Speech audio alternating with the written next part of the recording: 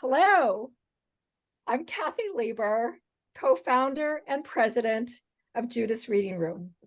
It's my pleasure to welcome all of you today to the 9th annual Freedom Through Literacy Award celebration.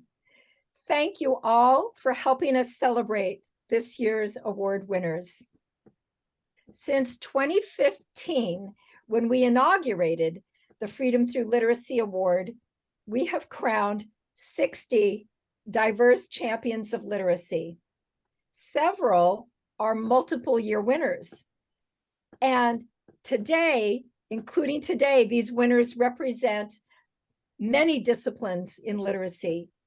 We have authors, educators, librarians, researchers, community leaders, and heads of literacy nonprofits. Geographically speaking, to date, our winners represent 17 countries. Wow, that's incredible. Australia, Bhutan, Cambodia, Cyprus, the Democratic Republic of Congo, Greece, Honduras, the Ivory Coast, Kenya, Mexico, Pakistan, the Philippines, Romania, Rwanda, South Africa, the United States, and Zimbabwe. And in the United States, winners represent 11 states. We are so proud of all of you who've reached out to Judith's Reading Room through our website to apply for the Freedom Through Literacy Award.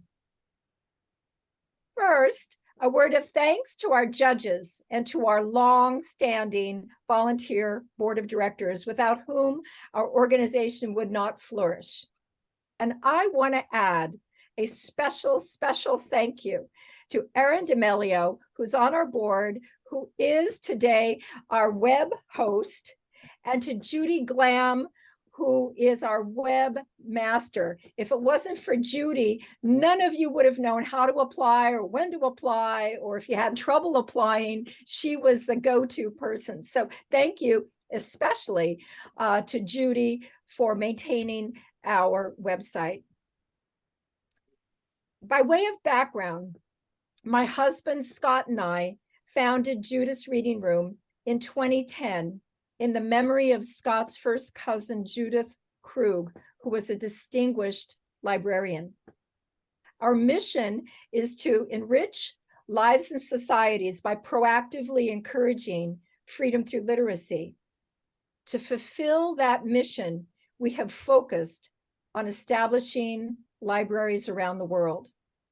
To date, we have dedicated 105 libraries in 23 countries, with over 132,000 books donated.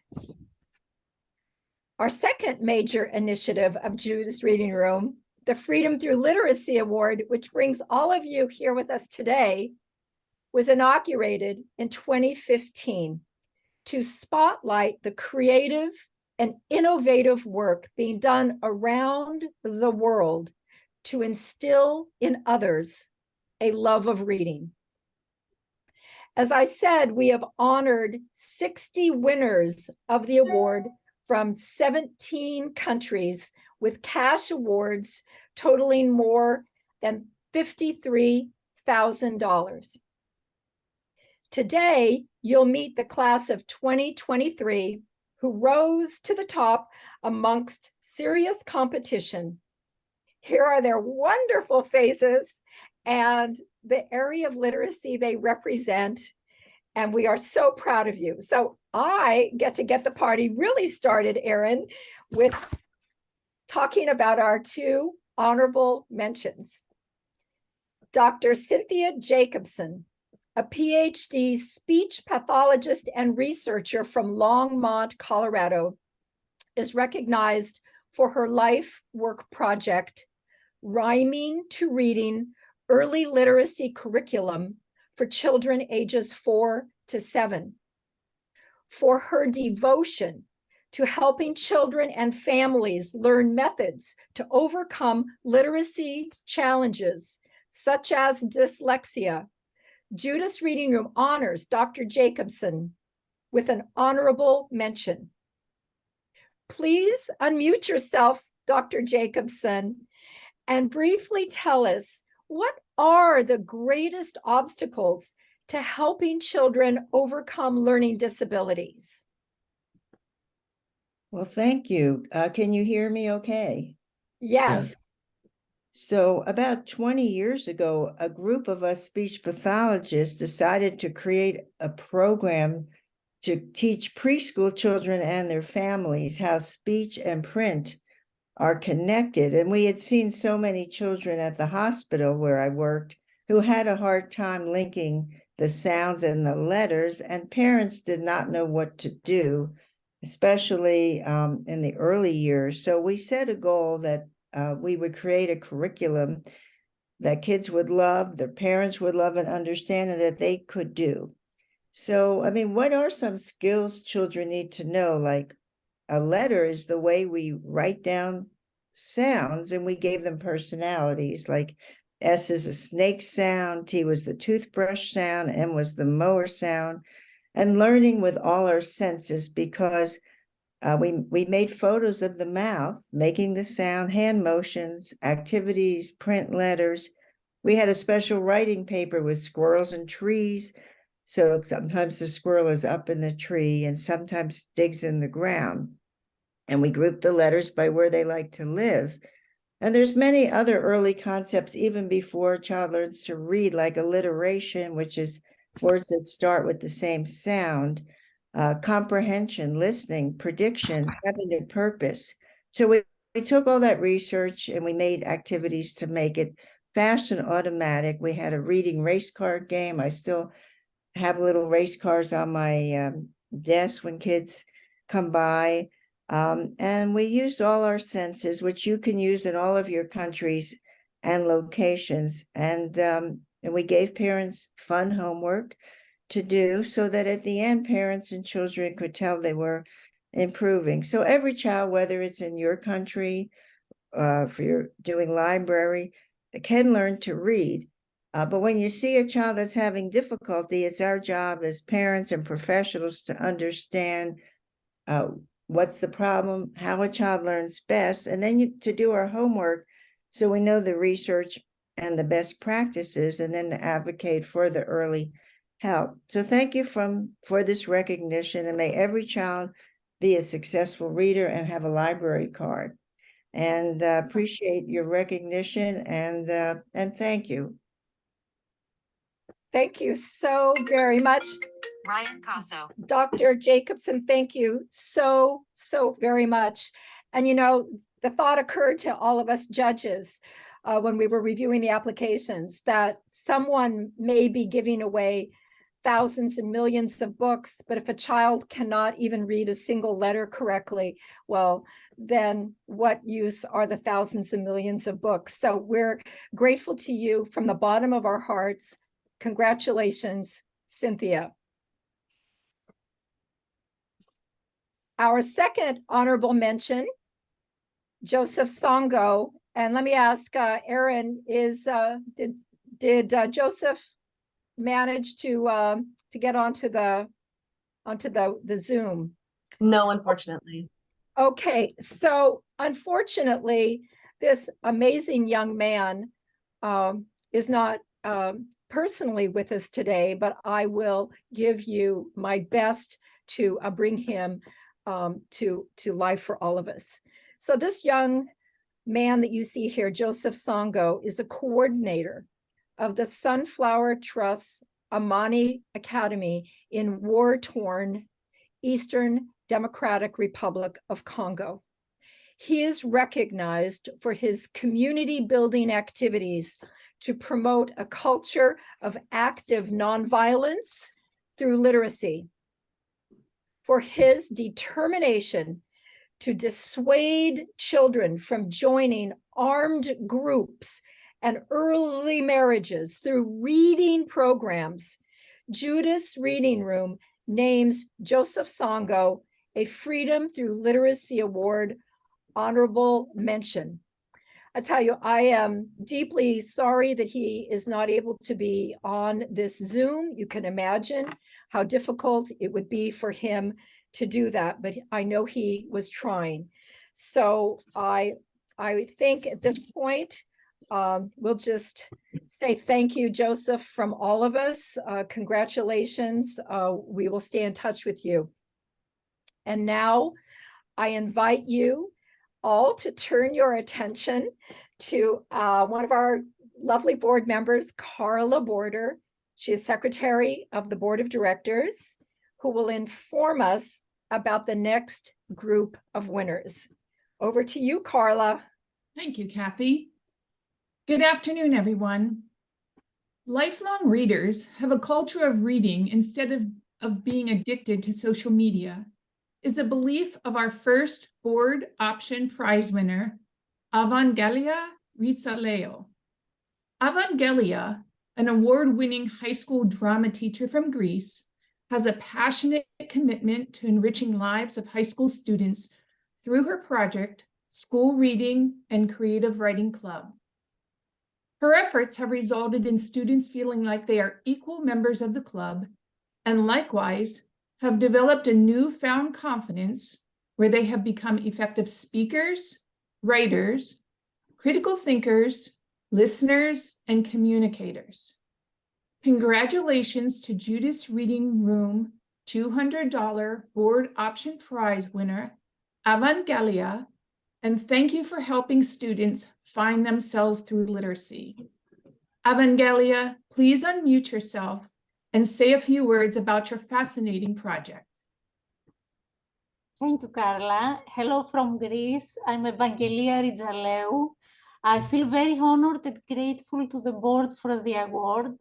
For the last 15 years, I have been operating a reading and creative writing club in my school and fighting for the fostering of reading. My project has 3 goals. The first goal is to have a school library and enrich it with books. School library serves as a place for reading, writing, socialization, cooperation, creative game playing. The second goal is to encourage students in reading books, to enjoy it in order to be lifelong readers, to have the culture of reading. A teacher needs to spend time, be passionate. It is enough to include literature books in the school routine at every opportunity. Children need motivation, book fairs, book presentations, reading aloud in the classroom, discussions with authors, creative writing to understand more about writing. Reading must be seen as an engaging entertainment. The third goal is to have a student reading at creative writing club. Reading books at creative writing can be a great way for students not only to build knowledge, but also to express thoughts and feelings differently in a creative way in school. They discuss what they read about the plot, the characters, they express their opinion, they have critical thinking, they write poems and stories. Joining a reading and creative writing club is a path from literacy to critical literacy. Also, students learn by cooperative method. They improve their communication skills as they are equal members of a club and make new friends. Our club creates a sense of community around books. Finally, they learn by experiential learning instead of academic learning. Students, by reading, storytelling, and creative writing, learn, how to think, how to express. They are equipped with soft skills such as creative and critical thinking, emotional and social intelligence. A school library is the core, a reading club is the ship for the journey. Thank you. Congratulations to everybody. Thank you, Evangelia. Our next board option prize winner is an amazing 17-year-old from New York City who stands out in many arenas. He has established a nonprofit, Libraries for Literacy. He has dedicated 2 libraries in impoverished rural South Africa. He has assertively insinuated himself into partnerships with global entities. He has shown tenacity, drive, entrepreneurship, compassion, and a desire to learn and improve from each experience. Wow, I told you he was impressive. He points out that learning to read without books is like learning to play soccer without a ball. Impossible, but relevant to many South Africa kids who are expected to become literate without access to books. Thank you, Colin Bloom, Judith's Reading Room $200 board option prize winner, for advancing literacy in South Africa and enriching the lives of so many school children. Colin, we would like you to say a few words about your project. Please unmute yourself. Hi, everyone. I'm so honored to be joining all of you today, and I'd like to thank Kathy and the entire Judith's Reading Room team for this incredible award. I'm joining you from Mpumalanga, South Africa, where tomorrow I'm actually going to launch my third South African school library. And also, I apologize in advance if I get cut off or have spotty reception, just because I'm in a very rural area in South Africa. So I'm a dual US and South African citizen, and my journey began in 2018 when I was 12 years old. I was walking down a grocery store aisle in South Africa when I noticed that all of the packaged food had pictures on what was inside. I was used to packages that just had the name of the food, such as like Campbell's tomato soup. And when I asked my South African dad why all the food had pictures, he explained that a lot of people in South Africa couldn't read. When I researched South African literacy, I discovered that 80% of South African third graders can't read for meaning.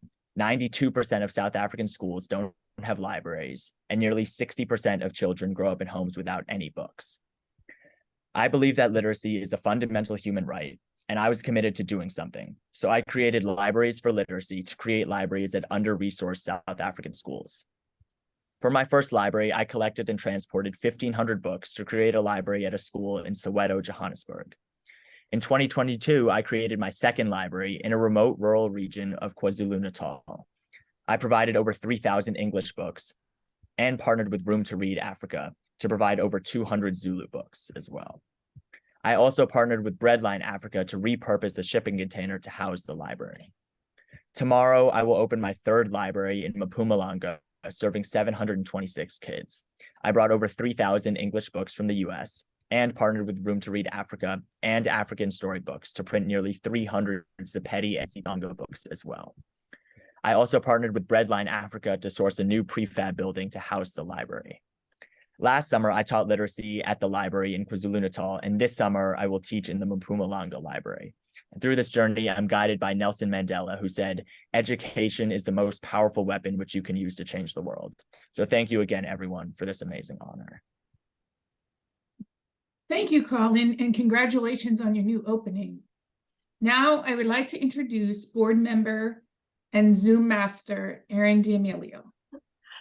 I like this new title of Zoom Master. It's great.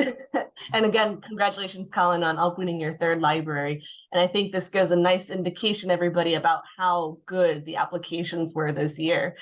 I'm going to continue with another amazing application and tell you a little bit about our next Board Option Award winner, Pamela Laskin.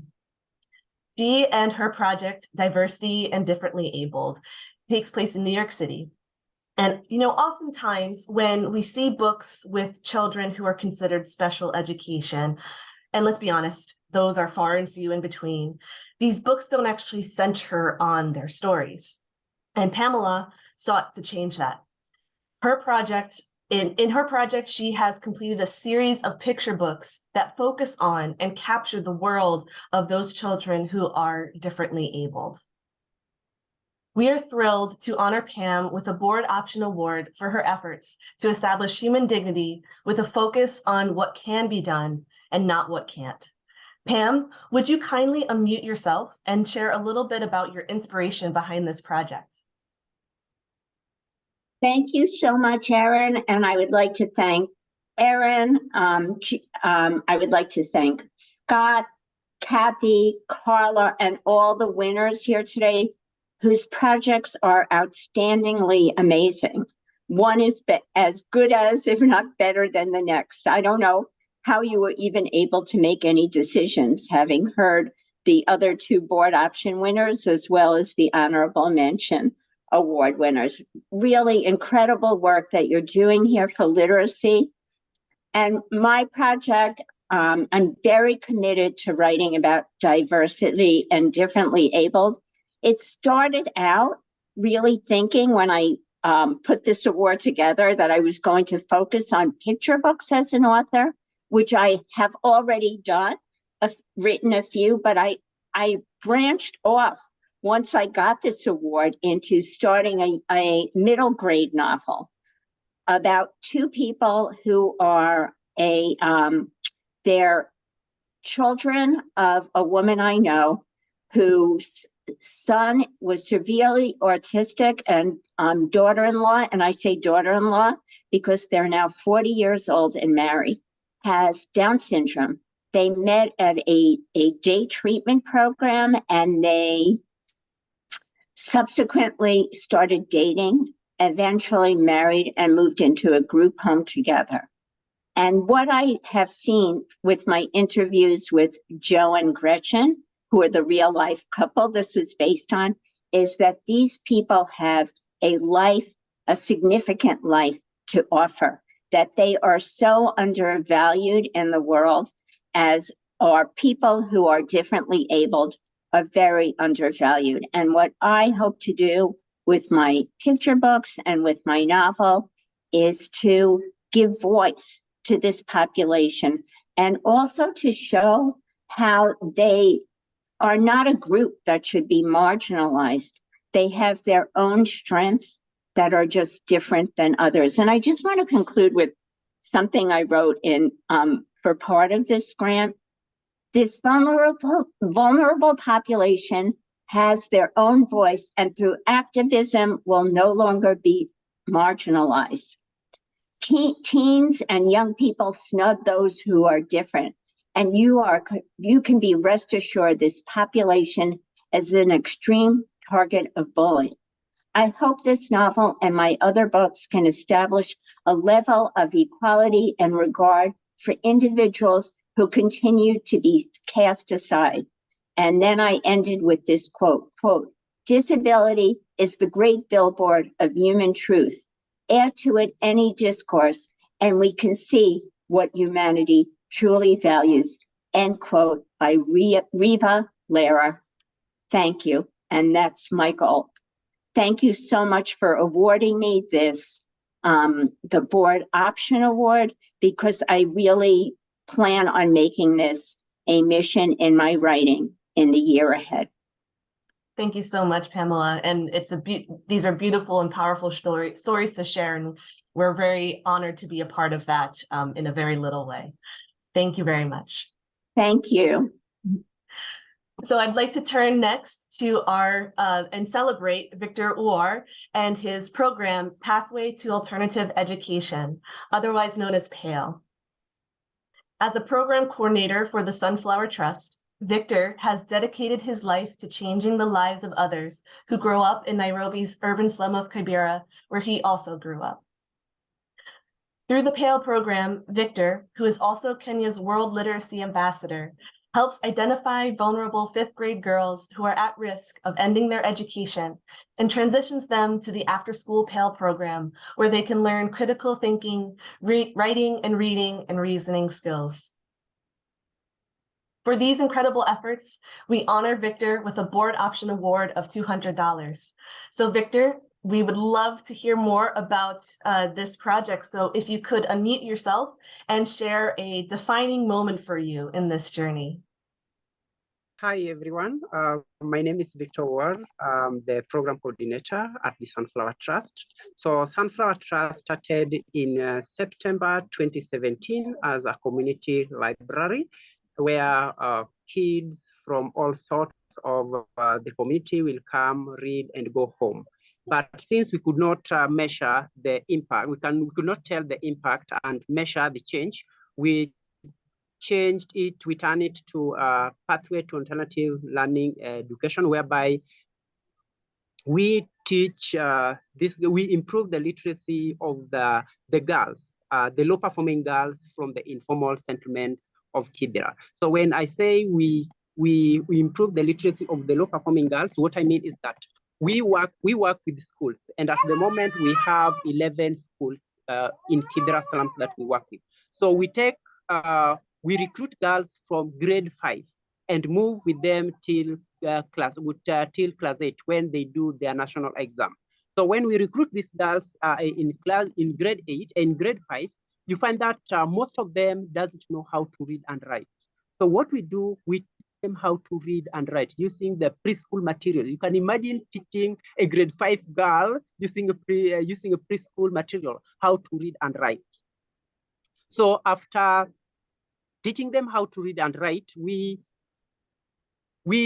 also have that is under literacy, because we have different programs. We have literacy programs whereby we teach them how to read and write. So besides literacy, we also have technology classes whereby we want these girls, once they are done with their grade 8 national exams, we don't want them to go and look for cybers or places where they can do their computer packages. So we also teach them how to the basic introduction to computer. Then those girls who are in grade 6, because we move along with them, we teach them, we introduce them to the basic design, how to design a poster, how to design a calendar, how to design a book.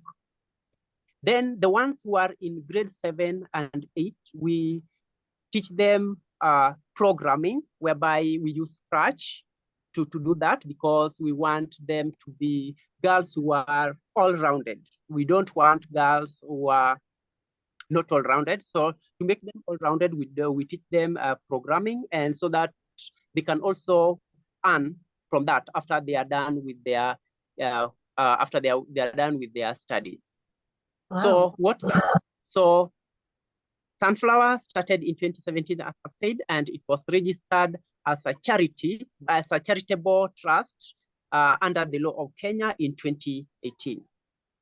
Yeah. That's incredible. Thank you so much, Victor. And we are very grateful for your efforts, and we're proud to celebrate that today. Thank you very much. So I'd like to now turn it over back to Kathy, who will introduce the next awardee. Thank you, Erin. Our next award, the Judith Award, is specifically for a teacher, author, librarian, or for a community leader who's working to establish a library where none exists. It is my great honor to introduce the 2023 Judith Award winner, Amber Drinnen, from the Navajo Nation in Shinley, Arizona. Her R.E.A.D in Beauty Bookmobile project serves the Navajo Nation, where there is no public library. I thought you would enjoy hearing what Dr. David Goldberg wrote in his letter of reference about Amber. He said, quote, "This is an ambitious, thoughtful plan to bring books and library programming to Shinley. Lives are about to be enriched, memories will be formed, and sparks of wonder are in the offing," unquote. Amber, congratulations on winning the 2023 Judith Award and a cash prize of $1,500. Please, at this time, can you unmute yourself and take a few minutes to tell us more about your ambitious plans for Shinley and how many people you are aiming to reach and to touch there? Sure. Hi, everybody. I am so honored to be here with you all today. And I just want to be clear that I'm only accepting this award on behalf of our whole team that has been working on this project for years. So it's not just me in Shinley, but I have the privilege of representing a wonderful nonprofit called Shinley Planting Hope. It's located in Shinley, Arizona, in the heart of the Navajo Nation. We've been around since 2016, but especially since COVID, the Navajo Nation was especially hard hit during COVID, and we've started to work on a small community center in Shinley that will include a thrift store, a community garden, a volunteer team, a bike shop, but of course this R.E.A.D and Beauty Bookmobile that we are so excited about, and that's why I get to be here with you today. So I wanted to share a quick story. Kathy Mitchell is our Bookmobile Administrative Director, and she's been a counselor at the Shinley Junior High for over 20 years. She's an amazing part of our team. And she often will share two childhood stories about going to Gallup, that's 90 miles or, you know, almost 2 hours away. And she would receive 2 free books from this big warehouse for a special Navajo book project when she was a little kid. And then there was also some kind of a public library in Chinle at the time. And she remembers being able to check out books as a child, but that shut down decades ago and nothing has ever taken its place. But she talks about how both of those experiences were so significant for her, and they really shaped her view of education and her future. And so just in honor of her and the other ladies on our team, we hope that her story is multiplied many, many, many times by our new Read and Beauty bookmobile. So basically, after years of planning, we purchased a Ford Transit van that has been converted with special shelving. It will hold up to 3,000 books at a time. And just starting in February, this past February, community members can come. They can check out a Chinle Planting Hope Read and Beauty bookmobile library card. They can check out books. We incentivize returning books, but we'll never penalize for not, you know, there's no fees or penalties ever. So if a kid ever shows up at our bookmobile, they will leave with a book in hand and hopefully a little prize because they return their other books. But when the weather is nice, we will also set up tables with games and STEM activities and charging stations because many people don't have electricity. And so they'll be able to charge their cell phones. Maybe we're gonna have some laptops with some learning games on them. And then we're also partnering with the schools, and we're really excited about trying to partner with the IHS, the Indian Health Services Hospital, and the bookmobile will accompany the mobile health unit that goes out to small communities, even much smaller even than Chinle, very rural communities, and we'll be able to share books even with all these other smaller communities. So I would like to read a quote from Malala that says, "Let us pick up our books and our pens. They are our most powerful weapons. One child, one teacher, one book, and one pen can change the world." And so we believe that. We choose to believe that, like we all do on this call. And we want the kids, the Diné kids and families on the reservation, on the Navajo Nation, to have equal opportunity, to have equal resources, so that they can, to take that power that's in that quote and to be able to preserve the old ways and traditions and languages, but to also be relevant in the current day in order to be able to significantly contribute back to their communities today. And so we believe that reading and education and opportunity and access is a big part of that. And so thank you again for having me today. And thank you so much for blessing Chinle Planting Hope with this award. We are going to partner with Selena Bookshelf and have lots of Navajo books by Navajo authors and illustrators that we are going to fill our bookmobile with because of this award. So thank you again. Amber, that is just absolutely terrific. And I know that we're talking about thousands of people, tens of thousands of people with no library, except for your efforts and your colleagues there at Chinle Planting Hope, not to mention Charmaine Sosi, who won one of our board option prizes a couple of years ago and introduced us to the wonderful work there. So to all of you, congratulations. Thank you so much. Now it's my pleasure to introduce you to my husband, Scott Lieber, co-founder and treasurer of Judith's Reading Room, who will announce our grand prize winner. Over to you, Scott. Thank you, Kathy. The Freedom Through Literacy Award is Judith's Reading Room's signature event. Since 2015, the grand prize, our most coveted award, has been won by outstanding champions of literacy from a very diverse collection of countries, from Cyprus to Pakistan, and from a variety of states across the US, from New York to Texas. It is my honor to introduce the 2023 Grand Prize winner by moving further west to Fresno, California, Mr. Ty Jackson. Judith's Reading Room is very proud to award Ty Judith's Reading Room's highest honor, especially for having taken his previous award-winning project and dramatically improving upon it, garnering the highest praise from the 2023 panel of judges.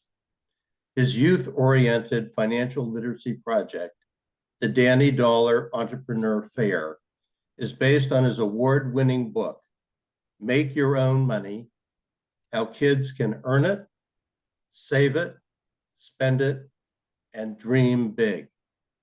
I had the pleasure of meeting Ty last year when he presented one of his books to the scholars at the Mosaic Preparatory Academy located in New York City. It is no surprise to me why TEDx Talks continues to invite Ty back to the stage. He is living proof of a winner, and I'm proud to introduce him to you. For his outstanding contribution to literacy and for instilling in others a love of reading, Judith's Reading Room awards Ty Jackson our Freedom Through Literacy Grand Prize Award in the amount of $2,500. Ty, please unmute yourself and take a few minutes to tell us more about your Danny Dollar Entrepreneur Fair. Thanks, Ty. I've been very fortunate to win many awards for many reasons. I don't think I've geared up at many of them like I'm doing right now. And I think that's a testament to many things. This work, the humility of being acknowledged with so many of you amazing other nominees and the work that it is that you're doing. The relationship that I've been fortunate to have with Kathy, Scott, and the whole Judith team. And the partnership I have with my business partner, Rachel Nally, who's on the call, and partner Jordan Dietz. But it's also just seeing these faces of these children just empowering, and it makes me realize that that the purpose of empowering our children through reading is something I didn't envision for myself, but I can't now imagine doing anything else. So first, I want to just acknowledge the Judith Reading Room staff. I want to acknowledge everyone who was nominated. I don't know how I made the cut of this, because you are all absolutely phenomenal. And I want to start my speech before the Oscar music takes me off the stage. I want to start with when I came with this quote, I really knew the direction I wanted to take my path of promoting literacy, and it's by Frederick Douglass, who once said, as I paraphrase, that it's easier to build strong children than it is to repair broken men. And being a child, growing up in the hood in the Bronx, and seeing communities broken and children broken, I was fortunate not to fall within that path, because my mother did probably the most important thing outside of simply loving me, is that she introduced me to the world of books. And that was my level of escapism, as well as education and empowerment, and just fun and joy. And it's that premise that I use now to try to empower our children through my books and through my advocacy. My very first book teaches kids about financial literacy. That spread to my most recent book, as was noted by Scott, Make Your Own Money, to teach kids about entrepreneurship and taking the energy and the enthusiasm and the ingenuity that every child has within themselves, and bring it out for the forefront and exercising it in a really unique and powerful way. If each and every one of you was to think of a science fair, we've all been privy to a science fair to show how a light bulb works or how a volcano erupts. Switch it to entrepreneurship. The exact same premise, except now kids are demonstrating their ideas for business, and every child, young or old, has had an idea for a business, whether it's a lemonade stand or making bracelets or tutoring. And to see these children showcase with such pride their ideas for a business, and in some cases, an actual business, when I saw that for the first time, with over 300 students participating in the Danny Dollar Entrepreneur Fair for the first time, I knew that this was the flagship of my mission, the flagship of my promoting literacy, because it's that level of enthusiasm and ingenuity and pride that I know is going to propel our young people to become the greatest versions of themselves. And I could not be more honored from this work, from this book, working with my team, and just being grateful. And with that, I say thank you for this opportunity. I thank you for this prize. Thank you for the exposure to so many of you. I'm hoping that we can all stay in touch and continue to encourage each other through this path that we have taken to empower our children. And thank you. Thank you very much, Ty. We look forward to hearing about all your future exploits and continuing to pursue your area of expertise, as well as all the other applicants and winners today. Now I invite everyone to unmute yourselves to applaud all of our winners.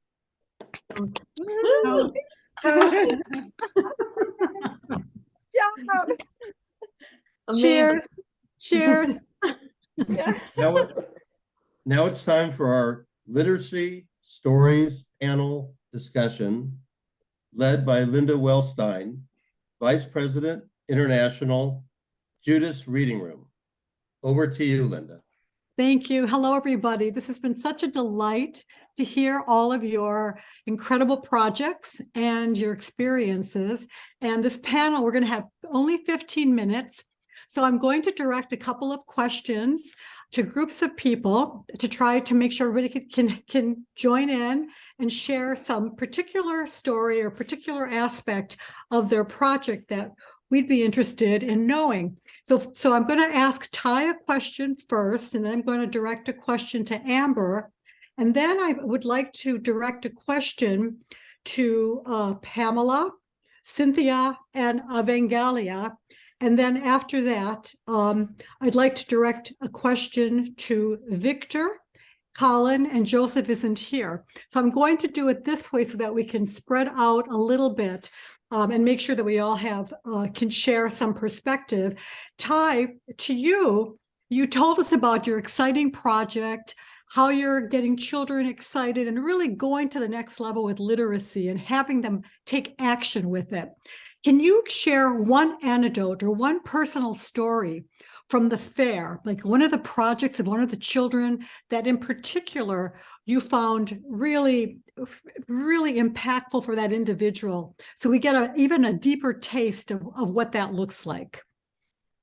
So one of the very first groups of children, we encourage the children to work together, to not just showcase their entrepreneurial spirit, but to build teamwork and camaraderie amongst one another. And it was actually this group of 4 girls. They had a company called R.E.A.D. And what they did was they took rocks they got from outside, they painted them and put inspirational messages on them. Now, this was their actual business. So this wasn't like an idea for business. They actually were doing this. And so they had uniform t-shirts, and it was such an amazing epiphany of what our children are capable of doing. And honestly, what a lousy job us parents and adults are doing in allowing them to flex their ingenuity and their muscles. Like we've got to allow our children to bang on the pots, you know, and draw on the walls. Okay, maybe not draw on the walls, but once they draw on the walls, get them. We've got to encourage the creativity, never ever stifle it. To see these 4 young girls use their ingenuity to create this business that they were actually making money from.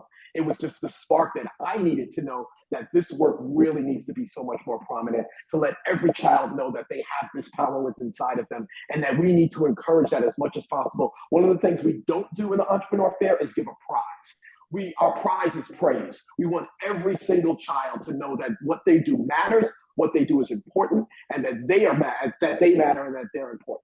So that wasn't necessarily a story, but it was the first thing I saw that I knew that this work was just. And, That's really very honored to do cool. it. Yeah, that's very cool. I want one. I want one of those rocks, don't you? I want a rock and a We t-shirt. rock. The name of the company is We Rock. So That's fabulous. please go Thank for you it. so much for sharing that. That really brings to life and makes more personal that wonderful project of yours and the impact on the students. Now, Amber, you have shared with us when you talked about your project, how your team is doing all these incredible projects, and this bookmobile is one of them. And I'm wondering, how did you find yourself, not the team, but you personally, how did you find yourself in this position today as a champion of literacy for the Navajo Nation? How did you come to this? In a nutshell, my husband was going to work at the hospital. So I've always wanted to work. I was an urban studies minor, and so have cared about justice work. Was committed to justice work for my whole life. But my husband was going to go work at the hospital for 3 years, and my daughter was just 5 weeks old. So I was just, completely out of sorts, and I moved to the reservation, and really was focused on her. But the truth is that the reservation humbled me and made me a learner forever. And so the more I learned, the more I was committed to staying and seeing through some of the historical things that I had seen and was learning about that had been happening on the reservation and with Native Americans. And so I wanted to continue to fight for justice and be an advocate on the reservation. But I think a huge part of that is learning. I was able to come to that conclusion because of reading, because of history, because of educate, that opportunity. And so I wanted to see that come true on the res for all these kids that want that equal access to learning and to being able to then bring healing and change. And I think so much of that comes from stories and from education. So so now they're stuck with me, and I feel very loved there on the reservation with our team. And it's been really humbling and good. Such a good experience. So well, I'm sure they're the lucky ones being stuck with you, for sure. I'm blessed to be there. That's wonderful and very interesting because the nation covers a huge geographical area, and you have become one of the champions in that region. And it's very curious, how did she come to this? So thank you for sharing that story with us. Now I'd like to turn to Victor and to Colin, because Joseph isn't here. And if you could take a couple of minutes, what have been one or two of the greatest obstacles you face in championing literacy in your country? I know it has to be very difficult, and both you, Colin and Victor, have many challenges. Can you tell me, what do you think are one or two of your greatest challenges in trying to bring literacy in your particular country? Go ahead, Victor. Do we want to start? Yeah, Victor, Victor or Colin, either one. Okay, yeah, I can. Oh, sorry. Yeah, do you want to go? Okay. Yeah, so I would say, well, I had two challenges in mind. So first, for my first library in Soweto, Johannesburg, I created a system with an app on their phones that and I loaded all of the books and their ISBN numbers onto the app, so that children would be able to take out books from the library. But when we actually got to the school, the headmaster told us that she didn't want the books leaving the library at all. And that was really just surprising to me, just because she was worried that the books would be sold on the side of the road the next day, just because when books aren't available as much, they become much more valuable than we think they are. So that was a very big problem. And then another problem I had encountered was finding and sourcing local language books. So many children in rural areas don't learn English until around like 3rd or 4th grade. And so it's really tough before that to find books in like local languages such as Zulu, Sepedi, Tsongo, stuff like that. And so that's definitely still a challenge that I'm working towards. Wow, very interesting. And Victor, how about you? Yes. Okay. To me, I have, I can say maybe 3 challenges that I'm facing. So one of them, because as I said, Sunflower is after school literacy program whereby girls come in the evening from different schools because we partner with school. So we find that there are a lot of girls. We don't have enough space. We have a very small space where we conduct our literacy classes. So that being a challenge, you find that we don't take a huge number of girls. We only take 30 girls. That is 4 girls per school. So four girls per school, making a total of 30 girls. So you find that those girls who are not taken into the program and they deserve to be part of the program, they keep on peeping, coming during the lessons, with the need of wanting to get into the sessions that we are facilitating, because some of them are also among the low performing girls that we work with. So most of the girls peep in, they come peep in during our literacy sessions with the with the task to quench their literacy levels because of their low performance. Then 3 is the relevant course books. So at the moment, we don't have relevant course books. The books that we have are not relevant. They are outdated. And now that Kenya, we are transiting from the old curriculum, that is 844, to the new curriculum that the government is trying to implement in Kenya. That is a competency-based curriculum, yeah. Well, it sounds like the space issue, both Colin, you seem to have solved that problem with getting, you had mentioned buildings, looking for, what did you say, a train crate or something?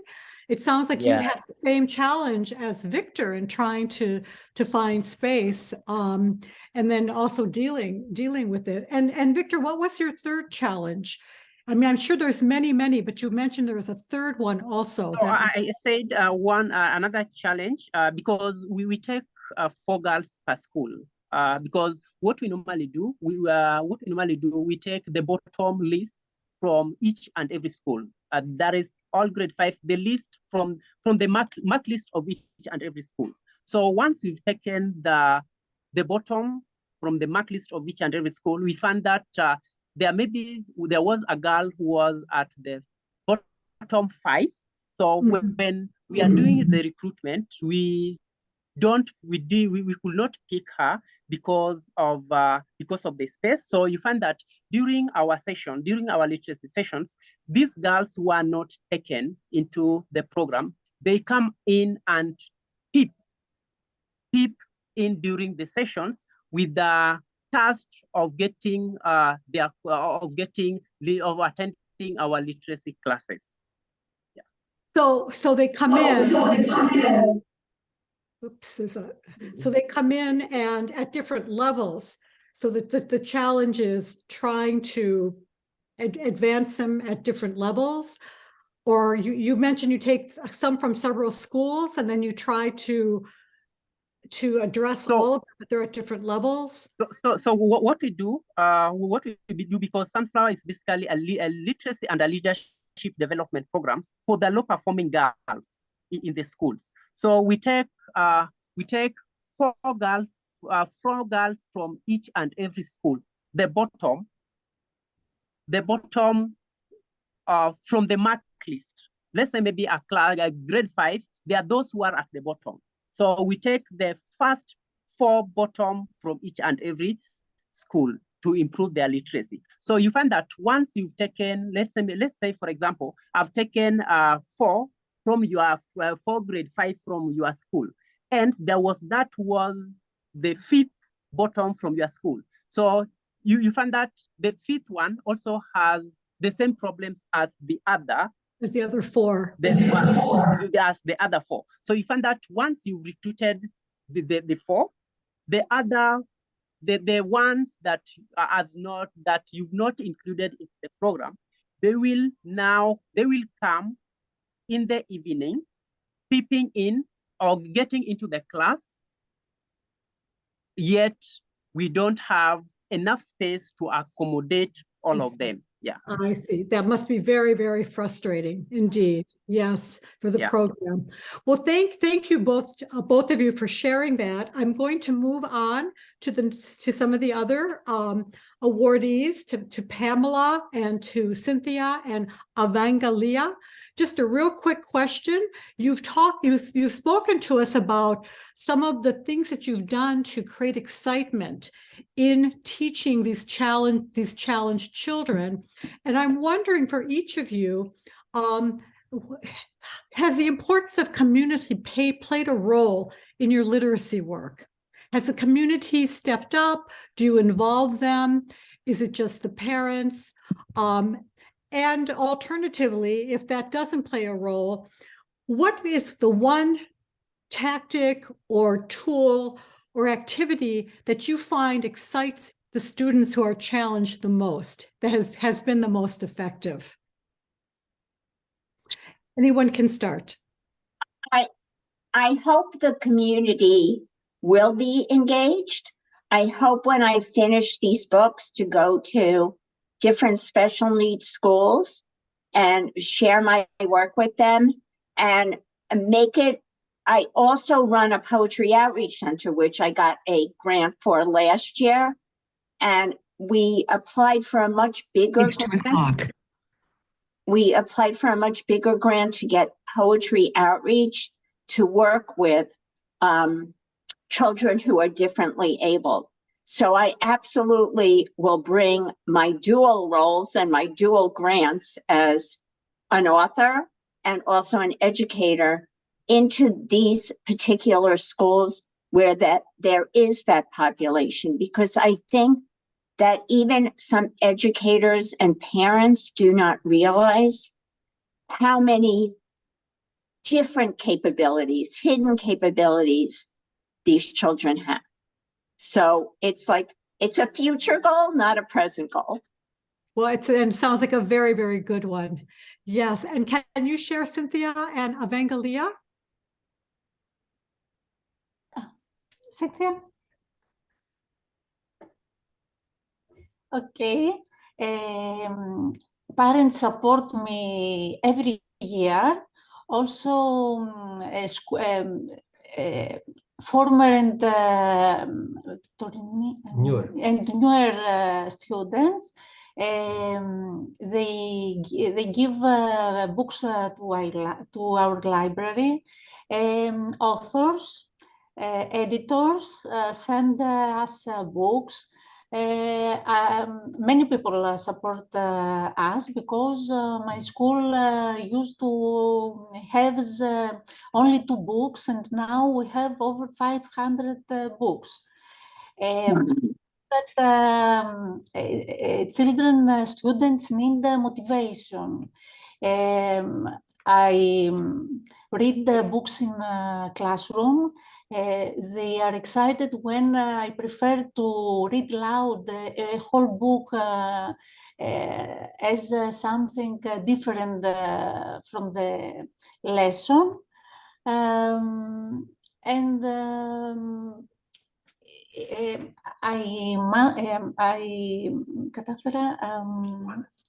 managed to be in the school library a friendly place for students. They are coming to read, to play, discuss about books, to have a reading club. Every Wednesday we read books, we discuss these things. Yeah, so it sounds like there's quite a community support around your project, which of course is very important for fostering the interest and the continuation of the project. And Cynthia, what about you? Is there anything in particular that, is there particular community involvement with the project, or some excitement, something in particular that excites the challenged children? Well, I think 2 things. Well, the Children's Mercy Hospital in Kansas City, I worked with donors and community foundations so that we publish the curriculum. It's sold by the Children's Mercy Hospital in Kansas City in the US. And that was very handy so that children didn't have to physically be present. And of course, during COVID, I think the second thing is just the parent sense of empowerment.